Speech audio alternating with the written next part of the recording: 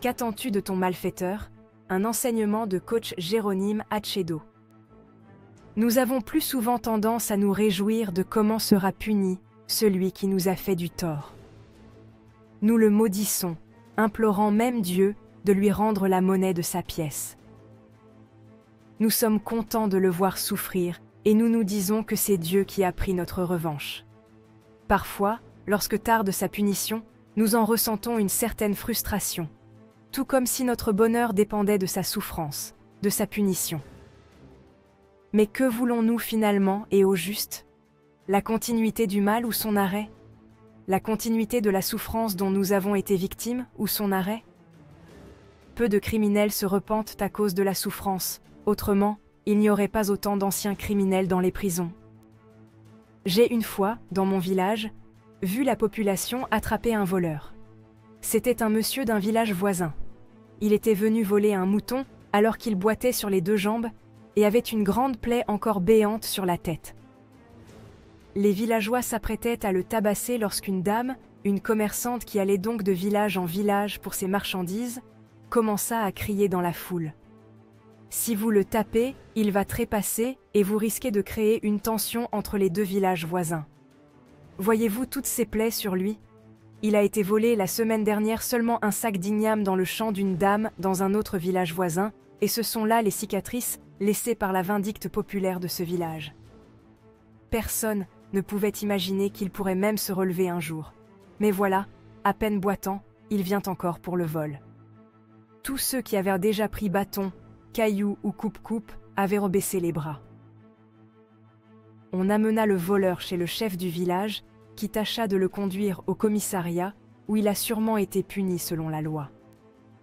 Si la souffrance changeait véritablement l'homme, cet homme saurait-il revenir commettre ce qui lui avait coûté la vie? Ne se rappellerait-il pas de ses douleurs récentes? Le mal que vous souhaitez à votre malfaiteur ne va pas l'aider à arrêter de faire du mal, car le mal ne peut détruire le mal.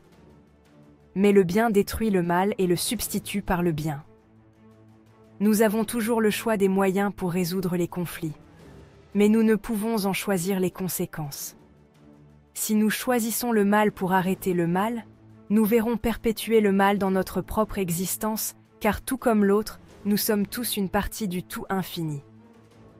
Et nos intentions et désirs nous reviennent comme une graine semée qui donne toujours ses propres fruits. Par contre, si nous choisissons de bannir le mal dans nos pensées, nous ne serons plus harcelés par ce que l'autre nous a fait de mal. Nous serons plus préoccupés à contempler le bien en nous-mêmes, autour de nous et même en notre supposé malfaiteur. En fait, il n'y a vraiment pas de malfaiteur par nature. Tout homme qui agit contre sa naturelle bonté innée est juste un instrument utilisé par le supposé mal.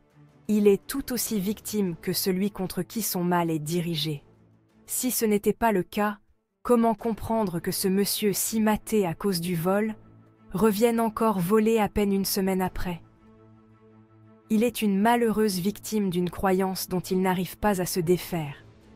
Et notre vision du bien, de la beauté, de la pureté, de la perfection en toute créature peut l'aider et l'aidera énormément à changer, tout en nous élevant aussi dans la plénitude de la joie et du bien toujours présent. Le seul ennemi que nous avons est notre croyance en l'existence, à l'activité et au pouvoir du mal. Elle est le seul ennemi à combattre, et ce combat est individuel et permanent. Nous n'avons pas à bouder contre un malfaiteur, et encore moins vouloir sa destruction. Notre vision divine du monde est notre plus grande arme, et elle est toujours la plus efficace et infaillible. Au lieu de souhaiter que périsse celui qui vous a fait du tort, faites plutôt l'effort de le voir comme Dieu le voit, et faites-le sincèrement. Vous serez surpris du résultat qui ne manquera pas de vous bénir.